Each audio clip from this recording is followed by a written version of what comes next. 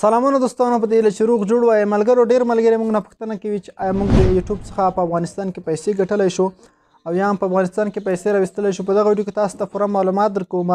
نو دوستانو تاسو هم کولی شئ په افغانستان کې د یوټیوب څخه پیسې وګټئ. البته د یوټیوب څخه پیسې په افغانستان کې ګټلی شئ خو راویستلی نه شئ.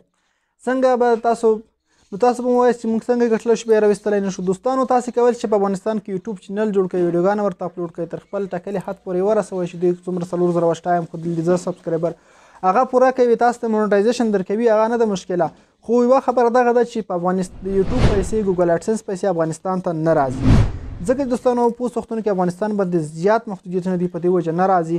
نو تاسو به څه کار کوئ دوستانو؟ کله چې تاسو په خپل چینل کې 4000 ټایم 1000 سبسکرایبر یا 3000 ټایم پوره کړل نو تاسو به خپل چینل ته اپلای وکړئ. د اپلای نه مخکې دوستانو تاسو په خارج هیواد کې کوم ملګری لرئ، په بل هیواد کې که پاکستان کې لرئ هم ډېره ښه ده، که په بل هیواد کې تاسو کوم ملګری لرئ نو تاسو به داسې کار کوئ همغه ملګري ته به تاسې د هغه ادرس به راواخلئ، د هغه په ادرس به تاسو اډسنس جوړ کړئ، یا همغه ملګري ته وایي چې تاسو ته یو اډسنس جوړ کړي.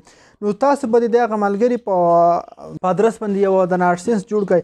کله چې دغه په ادرس باندې یو اډسنس جوړ کړ نو تاسو د خپل ملګري په ادرس باندې اډسنس جوړ کړئ چې د کوم ځای کې اوسېږي، د خپل د ده په نوم د ده په ادرس باندې او د ده اډسنس راواخلئ، د خپل چینل سره یې وصل کړئ په افغانستان کې. نو هغه وروسته تاسې بالکل د یوټیوب څخه پیسې په افغانستان کې ګټلی شئ.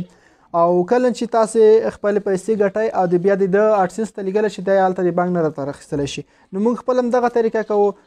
نو خاصتا په افغانستان کې یوټیوب چې دا پیسې نه راویستل کېږي، د یوټیوب پیسې په دې چې تاسو معلومات حاصل کړي وي. که کومه پوښتنه غوښتنه لرئ د یوټیوب اړوند موږ ته کمنټ وکړئ. مننه.